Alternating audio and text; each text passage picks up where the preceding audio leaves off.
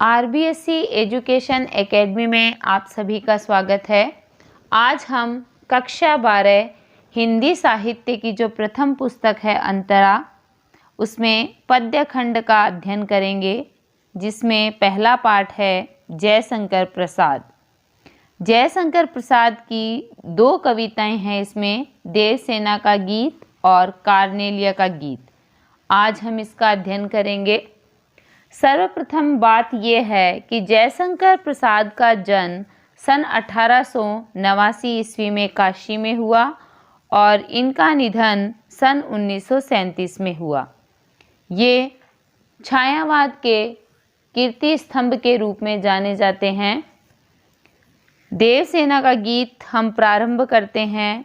आप सभी को पता है कि क्लास 12 में सप्रसंग व्याख्या आती है, जिसमें सप्रसंग, व्याख्या और विशेष लिखना अनिवार्य है। तो देखिए, देवसेना का गीत पढ़ते हैं हम। आह वेदना मिली विदाई, मैंने भ्रमवश जीवन संचित, मधुकरियों की भीख लुटाई। वेदना से अभिप्राय होता है दुख, कष्ट, पीड़ा, इसमें लिखा हुआ भी है। और संचित, एकत्रित, मधुकरियों, भिक्षा या रोटियां। तो देवसेना का जो गीत है वो प्रसाद के स्कंदगुप्त नाटक से लिया गया है। तो इसमें हम लिखेंगे, प्रस्तुत काव्यांश हमारी कक्षा 12 की हिंदी साहित्य की प्रथम पुस्तक अंतरा भाग 2 जयशंकर प्रसाद द्वारा रचित स्कंदगुप्त नाटक से लिया गया है और इसमें मालवा के राजा बंधु वर्मा की बहन देवसेना की निराशा एवं वेदना की अभिव्यक्ति है। तो इस प्रकार सप्रसंग आ जाएगा, जिसमें पुस्तक का नाम, कवि का नाम, कृति का नाम और भाव, ये चारों बातें आ जाएगी। देखिए, आह वेदना मिली विदाई, यानी देवसेना सोचती है कि जो जीवन का अंतिम पड़ाव है उसमें भी मुझे पीड़ा ही मिली है। कहने का अभिप्राय ये है कि जीवन से विदा लेते समय भी मुझे दुखों से छुटकारा नहीं मिला। मैंने भ्रमवश जीवन संचित, मधुकरियों की भीख लुटाई। आगे कवि कहते हैं कि यौवन में जो क्रियाकलाप मैंने किए थे उनको ही मैंने कर्म माना, लेकिन आज लगता है कि मैंने भिक्षा देने का ही कार्य किया है और कुछ नहीं किया। यानी अतीत की जो यादें थी वो देवसेना को कचोट रही थी और इस कारण उसे वेदना की अनुभूति हो रही थी। विशेष में हम लिखेंगे भाव, जिसमें क्या बताया गया है कि देवसेना के माध्यम से कवि जो है वो इसमें वेदना व्यक्त करता है। उसके बाद भाषा की बात आती है, तो खड़ी बोली हिंदी भाषा का प्रयोग किया गया है तत्सम शब्दावली के अंतर्गत और भावात्मक शैली है। आगे देखिए, छल छल थे संध्या के श्रमकण, आंसू से गिरते थे प्रतिक्षण, मेरी यात्रा पर लेती थी नीरवता अनंत अंगड़ाई। श्रमित स्वप्न की मधुमाया में, गहन विपिन की तरु छाया में, पथिक उनिंदी श्रुति में किसने यह विहाग की तान उठाई। आगे कवि कहते हैं, नीरवता मतलब खामोशी, अनंत कहते हैं अंतहीन, श्रमित थका हुआ, गहन घना, विपिन जंगल, पथिक यात्री, श्रुति कान, विहाग अर्धरात्रि में गाया जाने वाला गीत। छल छल मतलब आँखों से आंसू गिरना। तो इसमें देखिए, मालवा के राजा जो बंधु वर्मा है, उसकी जो बहन है देवसेना, अपनी हृदय वेदना को लेकर चिंतित दिखाई देती है और ये कहती है, छल छल थे संध्या के श्रमकण। यानी देवसेना अपने जीवन के अंतिम समय में वेदना का अनुभव करते हुए सोचती है कि मेरे जीवन का संध्या काल आ चुका है और जीवन भर के अनंत परिश्रम के कण अर्थात पसीने की बूंदें गिर रही है। मेरी यात्रा पढ़ लेती थी नीरवता अनंत अंगड़ाई, यानी ऐसा प्रतीत हो रहा है कि वे पसीने की जो बूंदें हैं वो प्रतिपल मेरी आंखों से गिर रहे आंसू है और मेरी जीवन यात्रा में अब चारों तरफ खामोशी फैली हुई है। और देवसेना कहती है कि स्वप्नों की मधुर स्मृति में जैसे वन के पेड़ों की गहरी छाया में, ये है ना, गहन विपिन की तरु छाया में, यानी वृक्षों की गहरी छाया में पथिक उनिंदी श्रुति में किसने यह विहाग की तान उठाई, यानी थके सोए पथिक को किसने आवाज़ दी, यह प्रेम विरह की राग कौन सुना रहा है। कहने का अभिप्राय ये है कि अंत में देवसेना जो है उसके पास स्कंदगुप्त आते हैं और अपने जो प्रेम की बात है वो करते हैं और देवसेना उस समय उन्हें मना कर देती है और फिर पीड़ा का अनुभव करती है। आगे देखिए, लगी सतृष्ण दीठ थी सबकी, रही बचाए फिरती कब की, मेरी आशा आह बावली, तूने खोदी सकल कमाई। आगे कवि कहते हैं, सतृष्ण यानी तृष्णा के साथ, दीठ यानी दृष्टि, सकल यानी समस्त, बचाए यानी बचा कर रखना, बावली जैसे पागल सी। तो आगे वो ये कहती है, देवसेना के हृदय के मधुर सपनों का वर्णन करते हुए देवसेना कहती है, लगी सतृष्ण दीठ थी सबकी, जब वह यौवन से परिपूर्ण थी तब उसे पाने के लिए न जाने कितने लोगों की ललचाई दृष्टि उस पर पड़ी।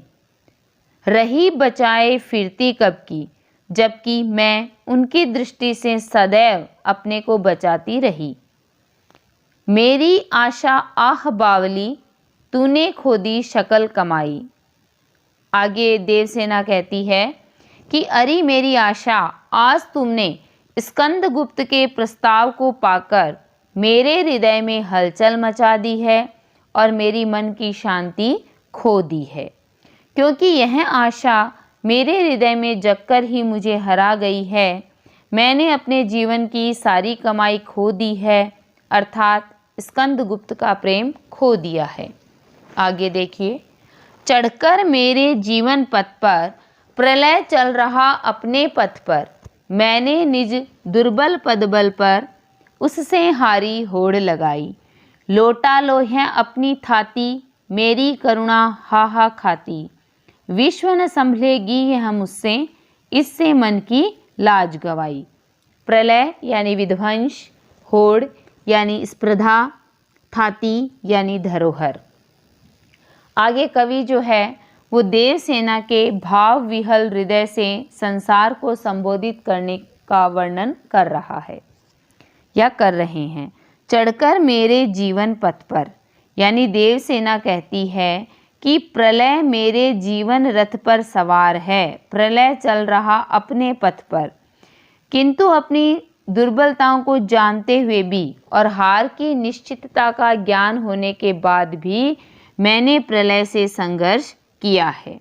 कहने का अभिप्राय ये है कि मैंने अपने हृदय से पराजय होना स्वीकार नहीं किया है। उससे हारी होड़ लगाई, लोटा लोहे अपनी थाती, मेरी करुणा हा हा खाती। आगे देवसेना के माध्यम से कवि कहते हैं, अंत में देवसेना भाव विहल होकर कहती है कि आपने मुझको विश्वास रूपी जो धरोहर सौंप रखी थी उसे अब वापस ले लो। मेरी करुणा मुझे ही वेदना से पीड़ा से भर रही है। विश्व न संभलेगी यह मुझसे, इससे मन की लाज गवाई। हे संसार, अब मुझसे यह प्रेम की पीड़ा नहीं संभलेगी, क्योंकि इसके कारण मैंने अपने ही मन की लाज को, मर्यादा को खो दिया है। अब हम पढ़ेंगे कार्नेलिया का गीत। इसमें देखिए, अरुण यह मधुमय देश हमारा, जहाँ पहुँच अनजान क्षितिज को मिलता एक सहारा। सरस तामरस गर्व विभा पर नाच रही तरुशिखा मनोहर, छिटका जीवन हरियाली पर मंगल कुमकुम सारा। अरुण है, अरुण मतलब लालिमा युक्त, मधुमय जो मिठास से भरा है, क्षितिज धरती और आकाश एक साथ मिलते हुए जहाँ दिखाई देते हैं, तामरस कमल, गर्भ कोश को कहते हैं, विभा आलोक है या प्रकाश है, तरु शिखा, तरु यानी वृक्ष और शिखा यानी चोटी, तो वृक्ष की चोटी, मनोहर मन को सुंदर लगने वाला यानी सुंदर, मंगल शुभ या कल्याणकारी, कुमकुम जो सौभाग्य सूचक रंग होता है। तो इसमें जब हम सैप्रसंग व्याख्या करेंगे तो सर्वप्रथम सैप्रसंग ही लिखेंगे और उसमें किताब का नाम, कवि का नाम, कृति का नाम और भाव, ये चारों बातें आएंगी। तो इसमें देखो भारत के प्राकृतिक सौंदर्य का वर्णन किया गया है। अरुण यह मधुमय देश हमारा, यानी सिंधु नदी के किनारे वृक्ष के नीचे बैठी हुई कार्नेलिया भारत की महत्ता का वर्णन करती हुई कहती है कि यह हमारा भारत देश कितनी मधुरता से भरा हुआ है और यहाँ पर लालिमा फैली हुई है। जहाँ पहुँच अनजान क्षितिज को मिलता एक सहारा। आगे ये कहती है कवि, प्रातःकाल का समय है और वृक्षों की ऊंची ऊंची सुंदर चोटियों पर सरस और सुनहरी आभा फैली हुई है। सरस तामरस गर्भ विभा पर नाच रही तरुशिखा मनोहर, और वृक्षों की शाखाओं से छनकर छिटका जीवन हरियाली पर मंगल कुमकुम सारा। क्या वृक्षों की शाखाओं से छनकर जब सूर्य की किरणें कमलों पर अपनी कांति बिखेरती है, तब वे पुष्पों पर सौभाग्य सूचक रंग अर्थात कुमकुम फैलाती है, ऐसा लगता है। कहने का अभिप्राय ये है कि प्रातःकाल की शीतल मंद सुगंधित जो पवन है वो बह रही है, यानी इसमें भारतवर्ष की जो महत्ता है और राष्ट्र प्रेम है उसका वर्णन किया गया है। आगे देखिए, लघु सुरधनु से पंख पसारे, शीतल मलय समीर सहारे, उड़ते खग जिस ओर मुँह किए, समझ नीड़ निज प्यारा, बरसाती आँखों के बादल, बनते जहाँ भरे करुणाजल, लहरें टकराती अनंत की, पाकर जहाँ किनारा, हेम कुंभ ले उषा सवेरे, भरती ढुलकाती सुख मेरे, मदिर ऊँघते रहते जब, जगकर रजनी भर तारा।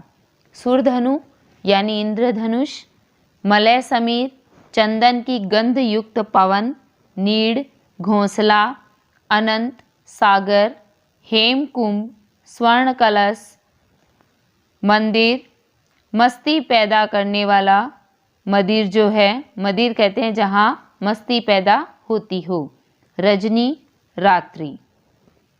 इसमें देखिए कार्नेलिया भारत के जो महिमामय सौंदर्य का गीत गाकर उसका वर्णन कर रही है। तो इसमें कार्नेलिया गा रही है, देखिए, लघु सुरधनु से पंख पसारे, शीतल मलय समीर सहारे। कार्नेलिया कहती है कि यहाँ पर प्रातःकाल की शीतल सुगंधित मंद हवा चल रही है, उड़ते खग जिस ओर मुँह किए, समझ नीड़ निज प्यारा। आगे कहती है, आकाश में पक्षी अपने पंख फैलाकर उड़ते हुए ऐसे लगते हैं जैसे छोटे छोटे इंद्रधनुष हो, बरसाती आँखों के बादल, बनते जहाँ भरे करुणाजल। आगे इसमें कहते हैं कि जब वर्षा ऋतु में बादल बरसते हैं तो ऐसा लगता है कि यहाँ के लोगों की आँखों में करुणा जल बरस रहा हो। फिर देखिए, लहरें टकराती अनंत की, पाकर जहाँ किनारा, यानी सागर की लहरों को भारत के किनारों से टकराने के बाद ही विश्राम मिलता है। हेम कुंभले उषा सवेरे, भरती ढुलकाती सुख मेरे। आगे कवि कहते हैं, प्रातः काल में जब उषा का आगमन होता है तो वह ऐसे लगती है मानो सूर्य रूपी स्वर्ण कलश से सुख की धारा बिखेर रही हो। मदिर ऊँघते रहते जब, जगकर रजनी भर तारा। यानी उस समय पूरी रात जागने के कारण तारे फीकी चमक से ऊँघने लगते हैं। कहने का अभिप्राय ये है कि इसमें जो भाव है उसमें भारत की सांस्कृतिक गरिमा, मानवीय करुणा, संवेदना, अतिथि परायणता आदि का जो भाव है वो अभिव्यक्त हुआ है। तो इसमें देखिए, परीक्षा के अंतर्गत आपके 1-1 नंबर के, 2 नंबर के और 3-3 नंबर के प्रश्न आते हैं पाठ में से, और उसके अलावा एक आती है सप्रसंग व्याख्या। तो इसमें छोटे प्रश्न आप बना लेंगे, कुछ है जो हम बात कर रहे हैं। पहले है, देवसेना का गीत किस कवि द्वारा रचित है? तो आपको पता है कि देवसेना का जो गीत है वो जयशंकर प्रसाद द्वारा रचित है, जो कि एक छाया। अब हम इस पाठ से संबंधित जो 1-1 नंबर के प्रश्न आते हैं वो 2-4 प्रश्नों का अध्ययन करेंगे। पहला देखिए, देवसेना का गीत किस कवि द्वारा रचित है? उत्तर है, देवसेना का गीत छायावाद के महाकवि जयशंकर जी प्रसाद द्वारा रचित है। आगे, देवसेना का गीत कविता में किस भाव को प्रमुखता मिली है? देवसेना का गीत में निराशा व वेदना के भावों को प्रमुखता मिली है। देवसेना कौन थी? देवसेना मालवा के राजा बंधु वर्मा की बहन थी। देवसेना का गीत जयशंकर प्रसाद के कौन से नाटक से लिया गया है? उत्तर है स्कंदगुप्त से। नेक्स्ट, देवसेना का गीत किसके माध्यम से कहा गया है? देवसेना का गीत प्रकृति और मनुष्य के संबंधों के माध्यम से कहा गया है। देवसेना अपने जीवन में किन से विदा लेती है? तो देवसेना अपने जीवन में जीवन के भावी सुखों, आशाओं एवं आकांक्षाओं से विदा लेती है। कार्नेलिया कौन थी? कार्नेलिया सिकंदर के सेनापति सिल्यूकस की बेटी थी। कार्नेलिया का गीत प्रसाद के कौन से नाटक से लिया गया है? कार्नेलिया का गीत प्रसाद के चंद्रगुप्त नाटक से लिया गया है। अरुण यह मधुमय देश हमारा कविता को किस रूप में प्रस्तुत किया गया है? उत्तर है भारतवर्ष की विशिष्टता एवं पहचान के रूप में। भारतवर्ष की क्या विशेषता बताई गई है? अनजान को सहारा देना, लहरों को किनारा देना विशेषता बताई गई है। कार्नेलिया का गीत में भारतवर्ष कहाँ बताया गया है? कार्नेलिया के गीत में भारतवर्ष जिस पर पक्षी अपने प्यारे घोंसले की कल्पना कर जिस ओर उड़ते हैं वही प्यारा भारतवर्ष है। तो इसमें देखिए, कक्षा 12 के अंतर्गत 1 नंबर के प्रश्न, 2 नंबर के, 3 नंबर के और सप्रसंग व्याख्या ये इस प्रकार पेपर में आएंगे। तो सभी ध्यानपूर्वक पाठ का अध्ययन करें। कल हम अपने नए वीडियो के साथ आपके समक्ष फिर उपस्थित होंगे। धन्यवाद।